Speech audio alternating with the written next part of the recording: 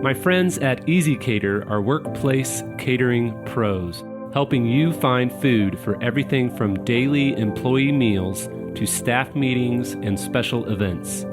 Visit easycater.com/leaderassistant to find out more.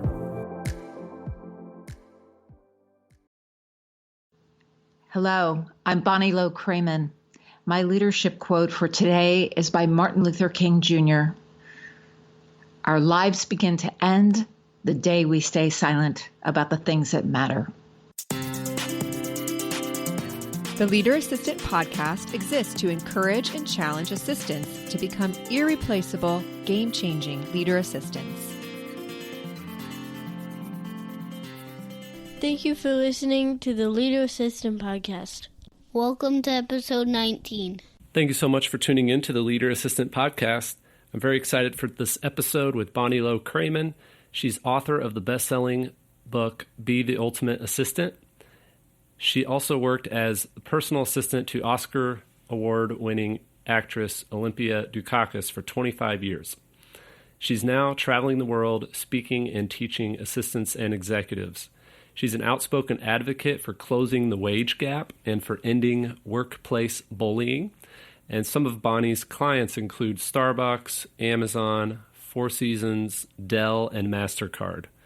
So before we jump in, I just want to remind everyone to check out the Leader Assistant Facebook group at facebook.leaderassistant.com.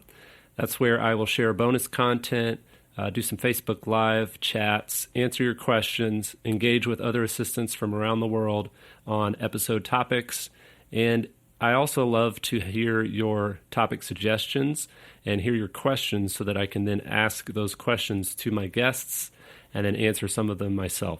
So thanks again for tuning in.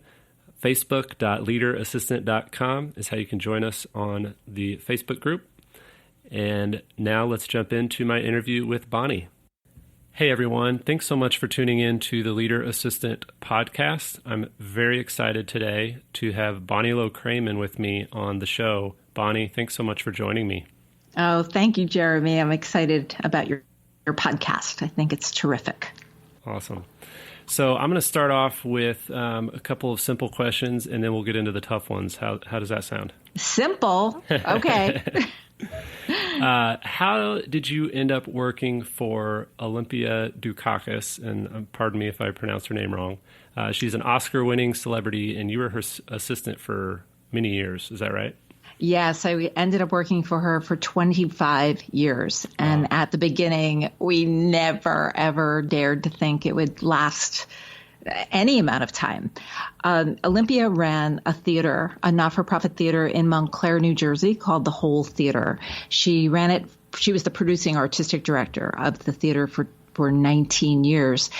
And in 1986, I went to work at the theater as the PR and marketing director. I had my degree in theater and English from Rutgers University in New Jersey. I'm a Jersey girl.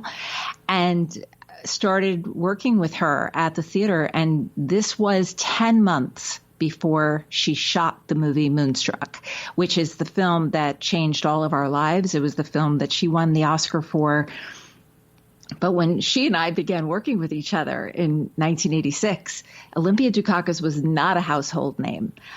She was not famous. So she and I had a chance to work with each other like you and I would work with each other, Jeremy. You know, every day it was about, how are we going to put bodies in these seats for the shows that she was choosing? And in that 10 months, we had the luxury of, being able to just work with each other as two colleagues. And we really liked each other, and I really got her, a very strong woman. I have a history of working with really strong women in my career and liked her so much. And then 10 months in, everything changed when she came to me one day and said, well, Bonnie, I'm going to Canada to shoot a movie for a month, and you and I have a ton of work to do before I go. And that movie was Moonstruck. So that's how it really began. It was very simple. When she went away for a month, she needed someone she trusted to be communications central back at the theater. She couldn't have 20 people calling her every day on the set. She wanted to talk to one person who would triage all of that information from the different people on staff. And that person was me. And I didn't know it at the time that I was functioning as a personal assistant, but that is essentially what it was for that month. And that's where I learned how to triage information, because I never knew when the call would come or how much time I would get with her on the phone. And what assistant on the planet doesn't relate to that, Jeremy, right? Right. And, after that went well, the month up in Canada, it was kind of crazy. And that was for those people on the call who remember life before computers and life before, fax machines. I mean, it must make me sound like a dinosaur, but many people still working today remember life before all of these devices. And that's what life was like then. And then after Olympia got back from Canada, the buzz on Moonstruck was pretty instant. And right after that, when she won, it was, then the phone never stopped ringing. And that was how we began. So, yep. And, wow. Steel Magnolias came after that. And, there are a lot of big movies. So we went from one thing right to the other. Wow. Did people try to get close to you just to get close to her? Yeah, I would say yes. Yeah. What I came to understand is that everybody has an agenda, whether you work for a famous person or not. But the world came to know that getting to me was almost better than getting to Olympia because I held the schedule. People would talk to her and ask her logistical things, and she would say, "Why are you talking to me? Talk to Bonnie." Mm-hmm. And then when I would talk to these people, people answered my call very quickly. When you work for a famous person, that happens. I did understand, though, that people had an agenda, and did understand pretty quickly that some people were being nice to me because I worked for Olympia Dukakis. One interesting thing that happened, Jeremy, is that when I left Olympia after 25 years, that was interesting to see, okay, who is going to answer my call then? What was going to happen to me after I didn't have assistant to Olympia Dukakis after my name? And that was a revelation, I have to say. Some disappointing and some very heartening. Yeah. So I've experienced a little bit of the dehumanization that comes from those kinds of interactions, or those kinds of, when I was transitioning from my prior boss to my current one. Well, really, I had a long break in between where I took some time off because I had burned out and just kind of ran too hard. So I hit reset, but I realized pretty quickly that, who my real friends were.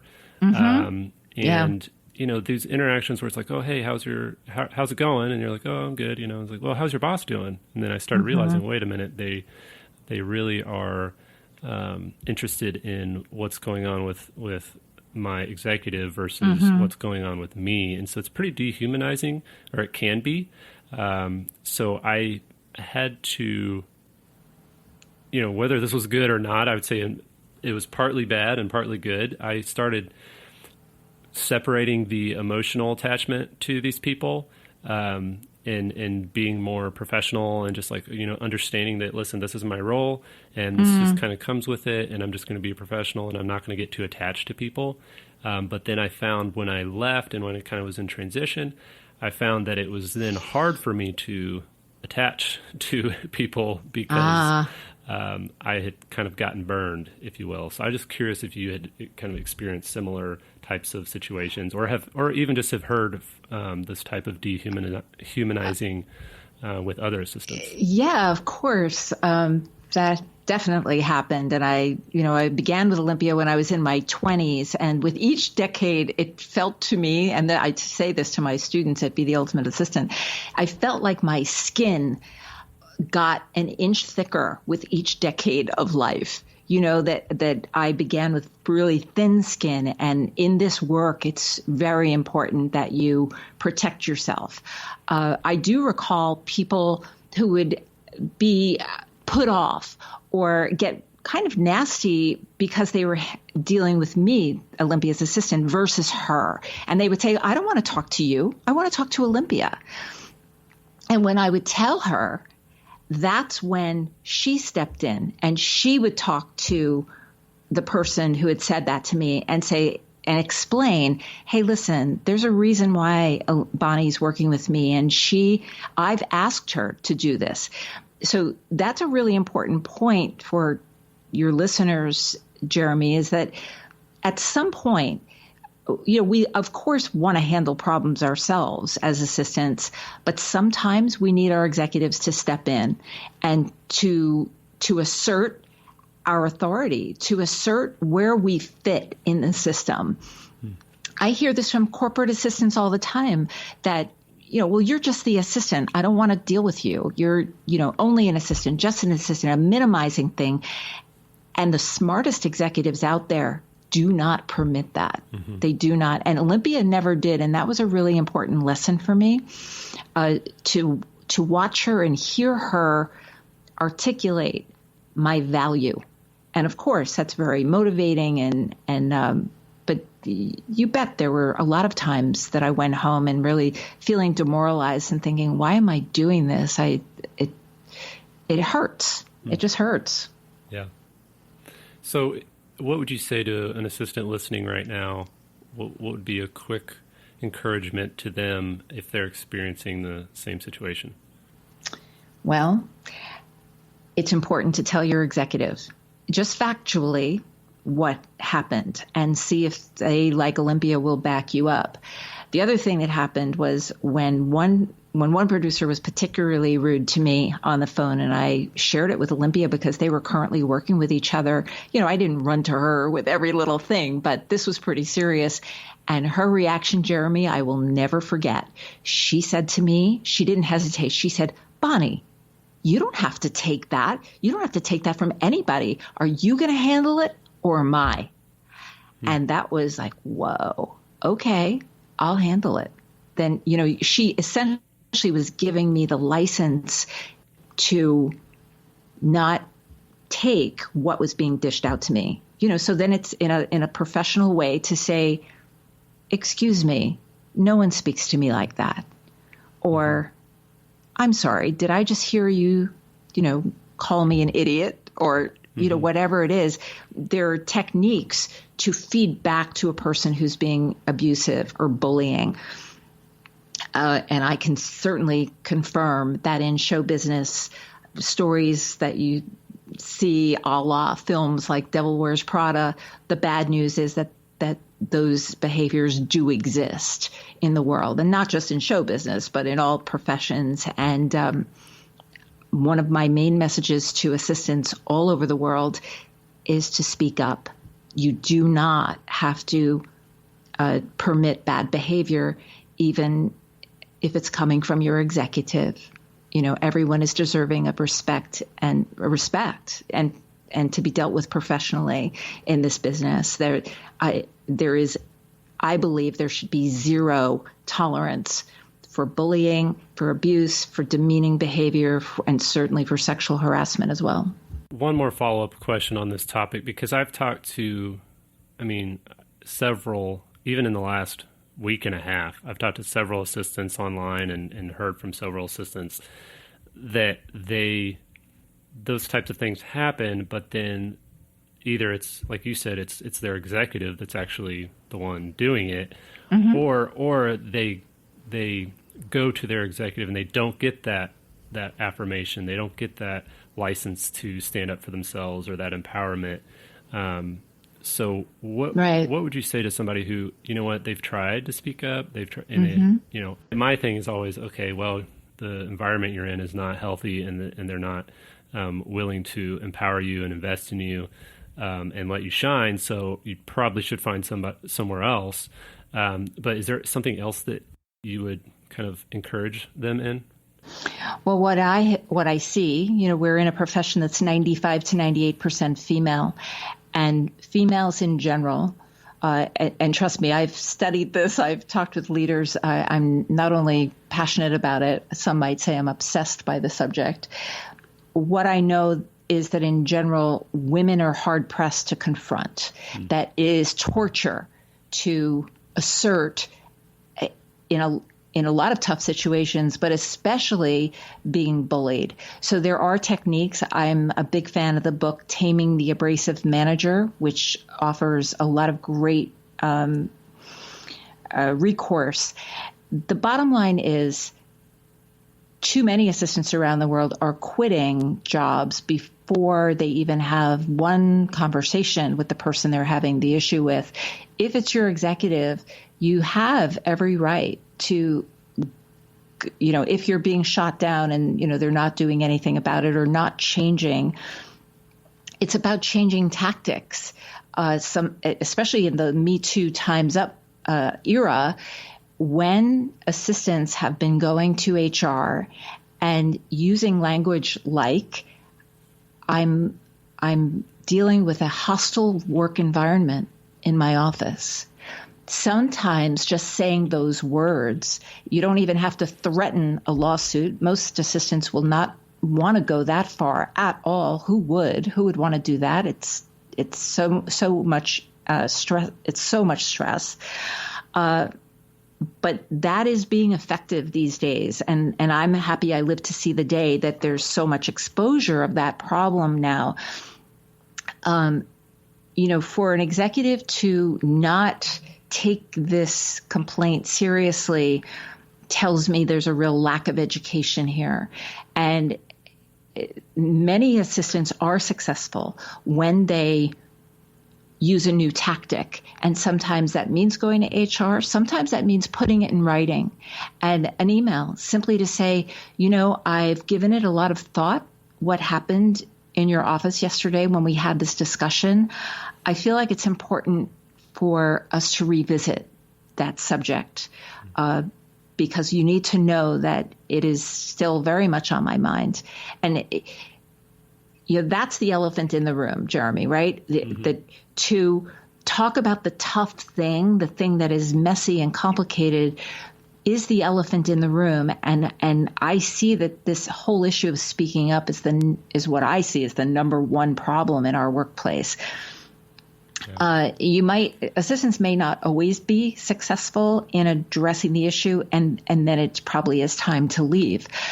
The good news is that the job market is very strong right now, and that if they're talented and skilled, chances are there will be another position. But here's the thing.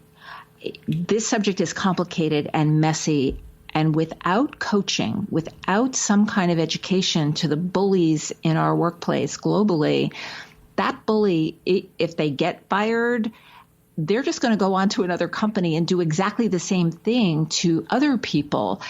And that's why I'm delighted to be talking about this on your podcast and to write about these issues, because to shine a light and to be bringing attention to the problem will help the education process. We have work to do. We need assistants who are going to speak up to the issue, and we need leaders, HR leaders, recruiters, and CEOs and managers to be taking this very seriously, because it's a very important problem. Totally agree. And just thank you for your passion for this topic, and for empowering assistants, and for opening the eyes of assistants and executives to this issue. Yeah. Well, the good news is that it's working. I get, you had the conversation a week and a half ago. I get emails weekly and speak with assistants all over the world. And they are sharing their success stories of saying what's really going on. Because forever we've known that assistants see and hear everything, right? Mm-hmm. We know that. The time has come for assistants now to say what they're seeing and hearing, because what they're seeing and hearing is a lot. and it matters. And it's either helping companies or it's hurting companies. The silence is hurting us. It's hurting all of us. Yeah. So let's transition a little bit into, we started talking about gender a little bit. So I'm a male assistant, and I rarely meet other men who are assistants. Why do you think there aren't more men in this profession? Well, that would take an hour, but we don't have that. It all started at World War II, when men went off to war and women were running offices. And that socialization, that reality was so powerful. It got so ingrained in our society that it has been sustained through the decades, even when our men came back from war and started, being in offices again. And so traditionally, historically, since the war, it's been a female profession. Prior to that, it was a male profession. Think of Secretary of State and Secretary of the Treasury. The secretaries were men a long, long time ago. So bring us up to today, where we have this very female-dominated profession, and there was Secretary's Day, and now it's Administrative Professionals Day. The world has changed. We know that. Since 2008, with the financial meltdown, that was the event that seemed to create such volatility in the workplace, where there was all this downsizing and layoffs and all of this movement in the workplace. And it really shook things up, like throwing the whole workplace up into the air like a deck of cards. We're still feeling it 11 years later. And now what we have is a very strong job market. We have a time when salaries have never been higher than they are right now. But we also have, so it's a great time to be an assistant, but it's also a really complicated time to be an assistant. Technology is exploding, and I know you're very involved in AI and all the digital assistants. And so assistants need to be skilled in so many areas. Their resumes have to be very, very deep. That's creating a situation where men could really thrive in this business. The data shows that men have an affinity for science and math, and technology has a lot of those aspects going on with it. And we also know that to have a more diverse population in any business is a stronger one. So I'm a big advocate of men being in this profession. There's really no other profession other than childcare that is so dominated by females. And for me, there's no way I could teach this material without focusing on these gender issues, because I think it has very much to do with how we behave with each other and how we're operating in the workplace. It certainly, I think, has created the environment where sexual harassment has been viewed as okay, and that's just the way it's been. Well, not anymore. And to have more men in this workplace, in the profession, would be a great thing on many, many levels, not the least of which it would increase salaries, because the data clearly shows that men are offered more money than women. It's just the way it is. The wage gap is shameful. We have so many women in the profession who I meet all over the world who are severely underpaid. And I think more men in the profession would help that. So I think there are a few things we can do about it. I wonder, what do you think? I kind of fell into the role, to be honest. I never really thought like, oh, I'm going to be an assistant, whatever. I was a musician at a church, and I was a self-taught musician. I didn't start until I was 17, and I just kind of, just taught myself and figured it out. And wait, did you sing or play? I played guitar and I sang. Aha. Okay. So it's been a while. Ever since I've had kids, I haven't done much of it. But yeah, I used to do it all the time. And one thing that I was struggling with in that moment, I was probably early 20s, and there were all these young musicians coming into our organization as we grew, and they were just so talented. Like they were like, just they've been playing since they were 3 years old. They, released a couple albums. They were just so talented, and I was just like, okay, I think sometimes your talent is never going to be outgrown by the company you're in or by the organization, but sometimes your talent is going to get outgrown. And so my musical abilities quickly became subpar, if you will, for the environment. So I was like, okay, if this is how it's going to be, I started thinking, what are the things that I can do better than others around me? And I pretty quickly realized that I was the only one that could show up on time, meet a deadline, organize a spreadsheet, all these organizational skills. I was just like, man, why is everybody so terrible at these skills? Yeah. Uh-huh. And I thought, well, maybe it's not necessarily, well, it was that they were terrible at it, but maybe it's not just that they're terrible. Maybe it's just that I'm very good at it. And so I ended up, long story short, I was an assistant while I was playing music, so I kind of got a taste of it. Then I was a project manager for a while, and then I got married, and I came back and I was like, this project manager job, it's kind of boring. I need something that's a little bit more challenging. And so I ended up getting the EA job to the founding pastor, and he was an author, chaplain to the St. Louis Cardinals baseball team, on the board of some global nonprofit organizations. So it was when it's interesting when you hear, pastor's assistant of a small pastor or a small church in the middle of Kansas, that he doesn't know what it's like to be an EA in the corporate world. Well, this was a little bit different, and so anyway, so I jumped in, and again, I kind of fell into it out of necessity, like, I could actually make a living and be the best at this type of work in our organization. And so I jumped into it, and I did meet a couple of male assistants early on, and one of them asked me an interesting question. He said, do you see your job as an assistant as a stepping stone, or do you see it as a career? And I was like, wow, that's really interesting. I guess I never really thought about it. One, just that question in general, but two, the fact that this could be a career. And What'd you say?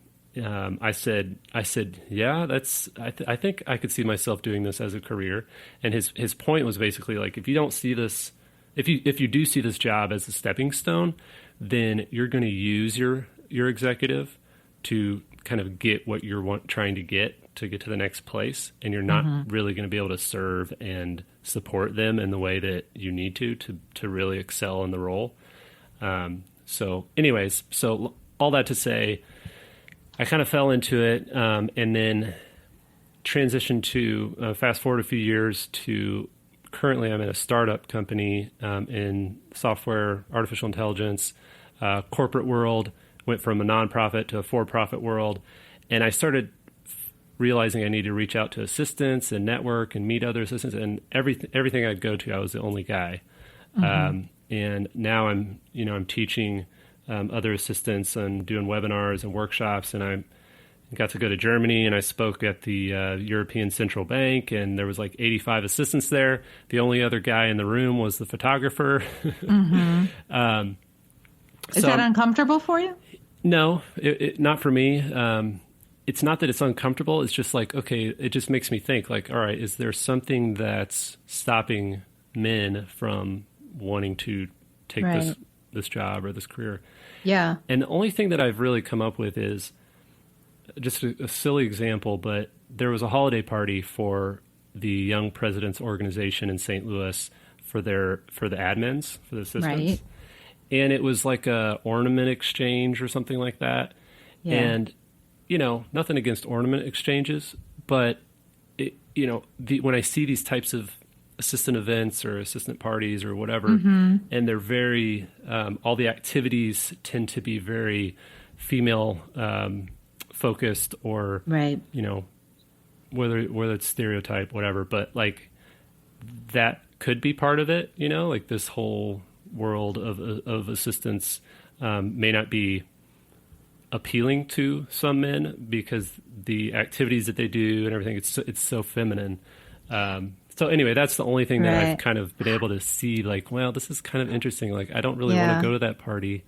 One, because I'm an introvert, but two, because it doesn't really sound that fun to do an ornament exchange. Well, I think that that's a contributing factor for sure. I think that men don't feel like they're being seen or acknowledged.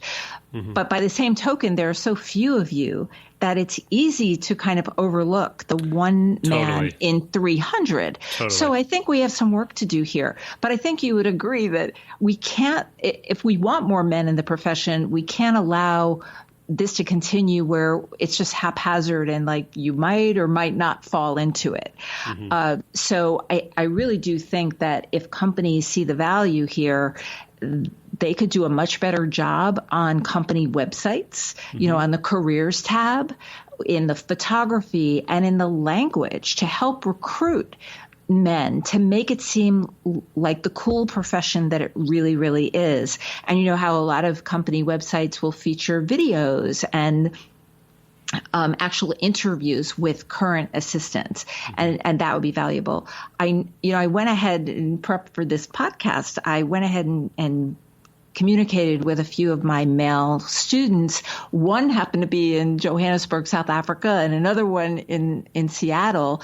And they both were talking about a multi-pronged attack to this problem, that we need men to mentor other men and to actively recruit them, to mentor and talk them through the issues that come up. This is not going to be a simple thing, and it's going to take time, certainly, but we could do a better job in business schools to reveal this profession for what it is, because my goodness, this profession is paying six figures in the Bay Area and in New York City and in Chicago and in some other cities, if you're in the C-suite. It doesn't happen immediately.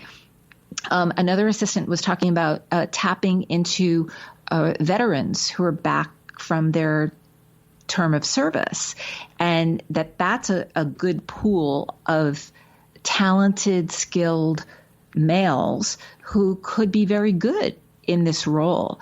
So there are a lot of things that we could do if we were, putting some time and energy and money into it. And I certainly hope we will. I hope in this next 5 to 10 years that we see a real influx of men. And I happen to think that this podcast that you're doing, Jeremy, will inspire men to perhaps dip their toe in the water and take a leap, because one of my favorite sayings is, you can't be it if you can't see it.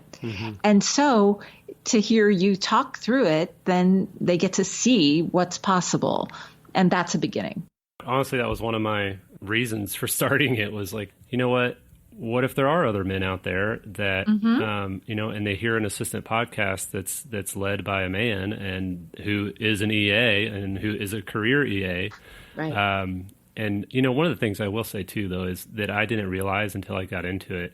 Honestly, it's better than an MBA at a university when it comes to running a business. And so any entrepreneurial type men or women out there that are looking for a career to absorb and soak as much information about running a business as possible, this is definitely the career for that. Oh my gosh. I mean, for me, I had a front row seat of watching, a movie star become, a megastar. It's an amazing front row seat for all kinds of businesses. Yeah. You had that, I had that, and assistants, especially in 2019, are taking their seat at the table as executive business partners to their executives, and having a voice, which is super cool if that's what you want to do. If you really want to be involved at that level. The opportunities are great. So let's talk a little bit about the EA advocate, EA trainer world. You were the first person that I had even heard of that was doing such a thing as coaching and teaching assistants. And it really inspired me. We have a mutual friend, John Ruhlin, who is in St. Louis, and I was talking to him about my idea to start a business, start a blog, start a coaching side hustle to help assistants and help executives get more. Oh, and he's like, oh, have you heard of Bonnie Low-Kramen? And I'm like, no. And so he's like, you should look her up. She's great. And I was like, I looked you up, and I was like, wow, this is a thing. Like, somebody's actually doing this, and it's actually like there's a need for it. Yeah. So anyway, I found the world of EA trainers and advocates to be very kind and generous to me. But I have experienced a little bit of hostility, a little bit of competition. But when I reached out to you, for the first time and subsequently, you were just so kind and supportive. So I just wanted to say thank you for being so supportive and so generous with your time. But I also just want to ask, what would you say to those in this industry that feel threatened or might even get hostile when they hear about, oh, here's another EA advocate making a name for themselves or trying to help the EA world? Right. Well, first of all, thank you for your kind comments. I appreciate them very much. This business is really small, still really, really small. There are tons of people out there, hundreds, maybe thousands of people training leaders in the world. There are not that many of us training the assistants of the world. That this group of people is enormous. There are 10 million assistants in the United States, and there has been pitifully small amount of training available for this group of people, which always struck me as crazy. And, and I believe it's directly associated with the fact that it's dominated by females, because the females of this business, Jeremy, as I travel the world, and I was one of them, our attitude is that we're just going to be heads down, do the job, do whatever it takes, don't complain. That old socialization kicks in, and women in general will complain to each other, but not to leaders. And so I really believe that's been a contributing factor that's led us to this place. But when it comes to the training world, the divisiveness and negativity and envy are destructive to the profession. And therefore, and I think I learned this from Olympia Dukakis, as she was functioning in one of the most competitive businesses out there, show business, right? And competing with other actresses for roles. And what I saw in her, and on my front row seat, was a woman and a professional who was so generous to her colleagues, to people who were attempting to do excellent work. Because here's the thing, Jeremy, I'm the only Bonnie Low-Kramen there is. So I get to bring whatever it is I'm going to bring to a student's experience. And you're Jeremy Burroughs. Only you can be Jeremy. Each trainer, each assistant brings our unique selves to the room. The competitiveness, the pettiness, I have very little tolerance for it, because I see that it distracts and it's destructive to the profession as a whole. And we're still vulnerable. I mean, again, if I can point to 2008, it's only been 11 years since this new normal that we're trying to function in. And we have 10 million people in the United States and 250 million assistants in the world who are struggling right now. They are drowning in work. They're in this complicated environment that's 24/7 nonstop. We have this proliferation of technology, and not necessarily trained to advocate for themselves. So many assistants feel siloed. So when you add all of that up, you have a situation that's ripe for stress and burnout among the assistants, but also among the trainers. I have tried very hard to keep the big picture in my brain as I've moved forward. And, when I saw what you were doing, for example, and listened to the podcast and read the writing that you were putting out, I thought, well, my effort is to support anyone and everyone who is working to make a positive difference in this profession. And I've meant it from the beginning, and I mean it now, and I'm going to mean it in the future. Awesome.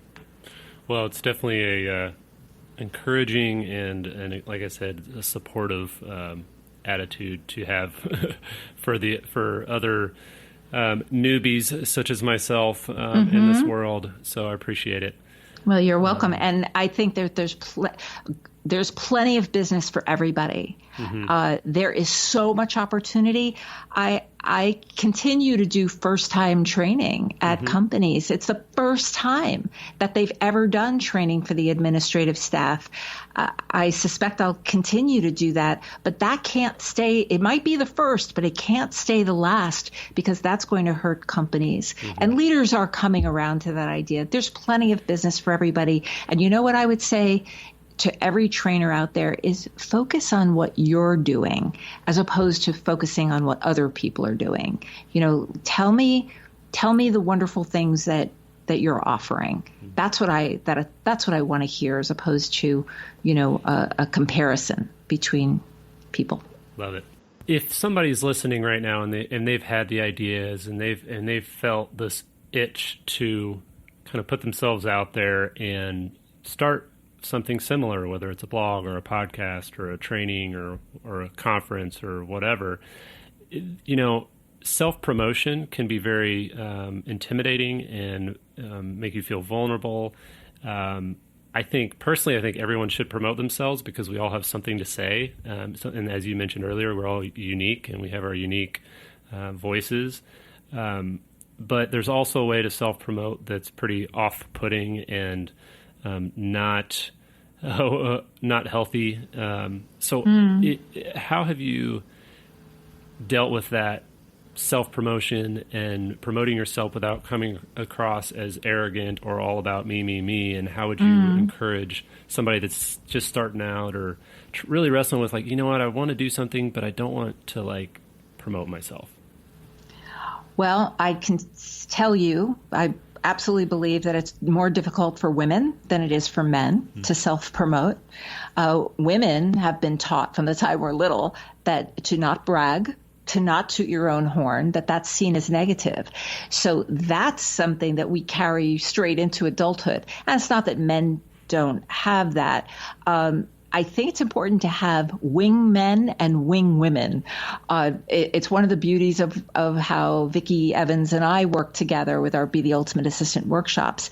It's powerful to have other people say nice things about you that are real and that are authentic. That's what's so great about testimonials, that people will lend their name to and their photograph to and name their company. For those people who are interested in beginning, if they feel that they have something to contribute to this profession, to that I say, begin. Do something. Take one simple step. Write a blog post, offer a class, meaning, take a space at the local library and have 5 people. Baby steps. This is a process. It took me a long time, and most trainers I know, it's taken a number of years to build up, their own unique voice and message about, what is it that they're bringing to the community. That is certainly true for me, and I think that would be true for others. I think self-promotion, I think social media is useful in this way, especially when feedback comes from the community. And I think assistants could do more of that. I think there are a lot of assistants who are reading LinkedIn and social media, and far less of them are commenting and saying what they really think. And I was hesitant. I was shy about it at first. All of these developments are pretty new. We haven't been living in this high tech environment for all that long, really. So for a lot of assistants, it's new stuff. And, but what I see is a real need, an urgent, pressing need. To the trainers out there, I say, fill the need, and it won't come across as self-promotion. Just say the truth. Speak your truth. Say what's real.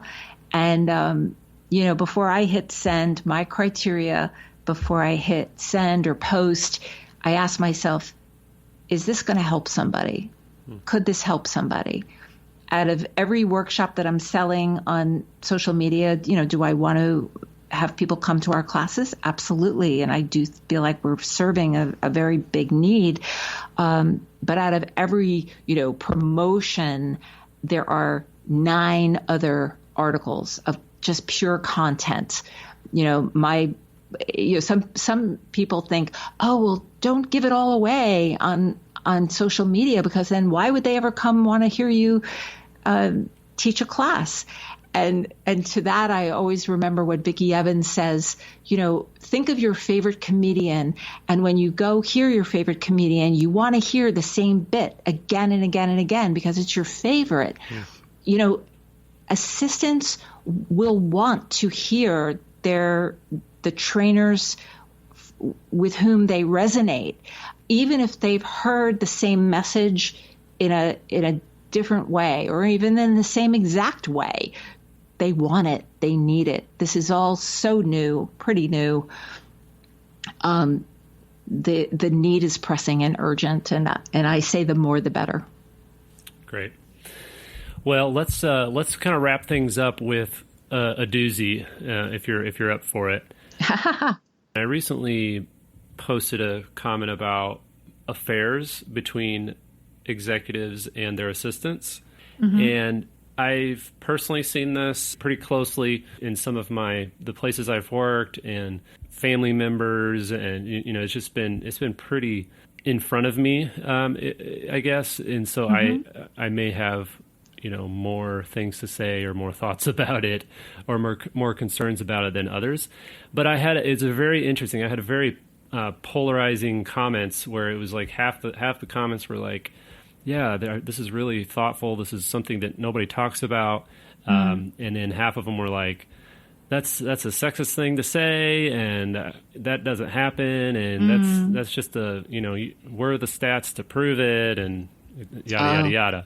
Yeah. So I guess all that to say, in follow up to that, I did have a couple of assistants reach out to me separately and privately, saying, I really appreciated you sharing that post. I'm actually dealing with something similar in my current job, and I'm curious as how to work through it, because nobody talks about it.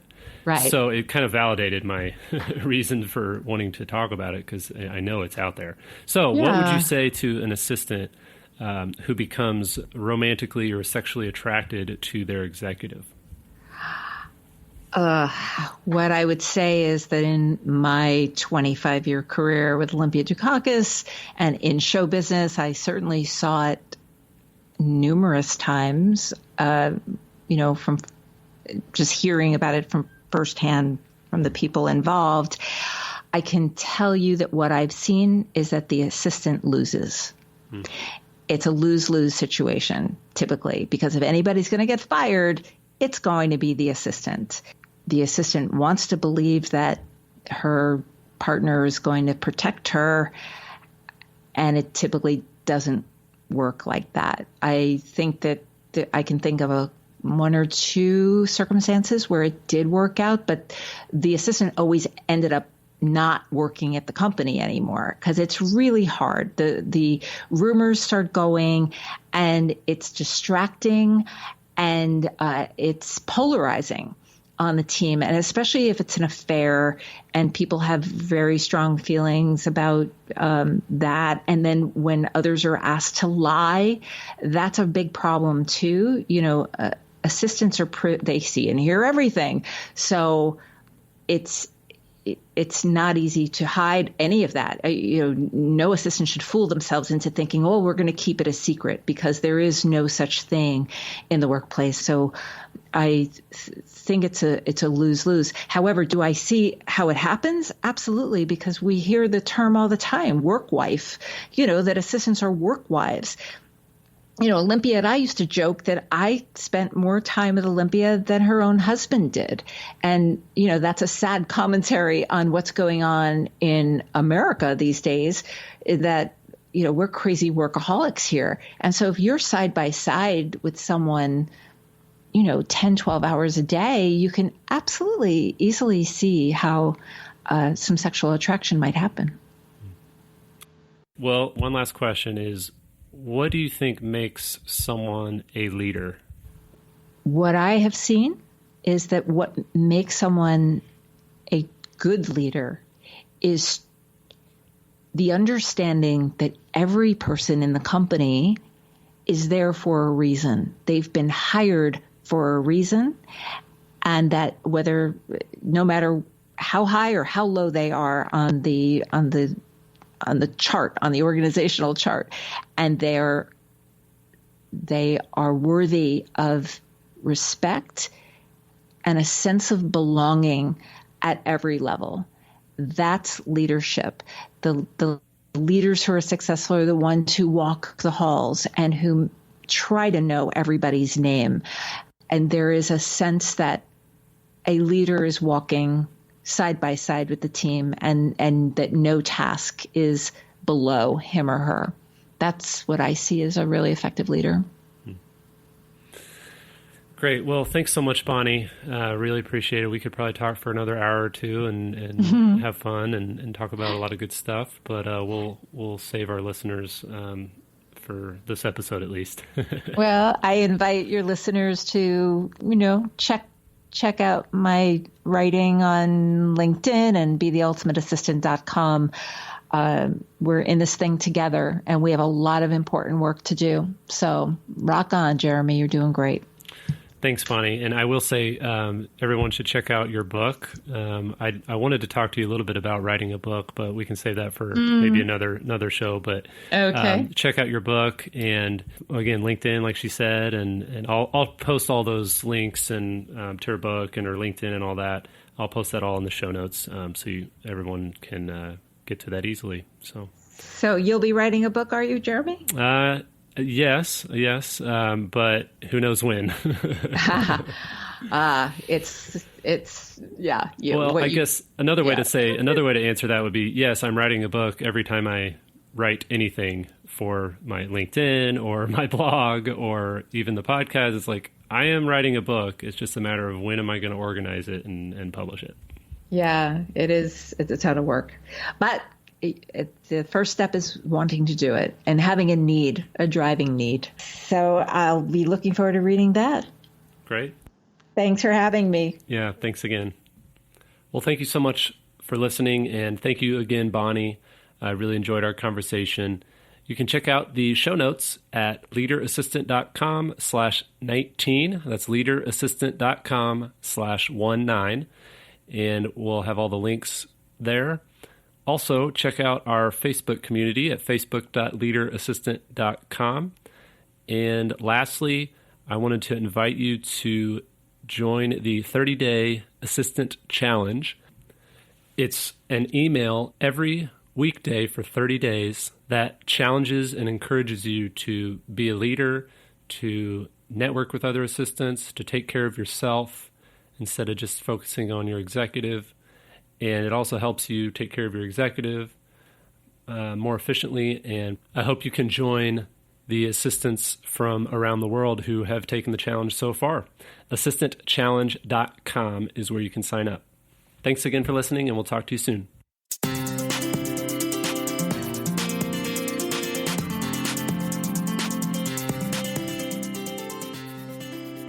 Help my dad out and leave a review on iTunes. GoBulls.com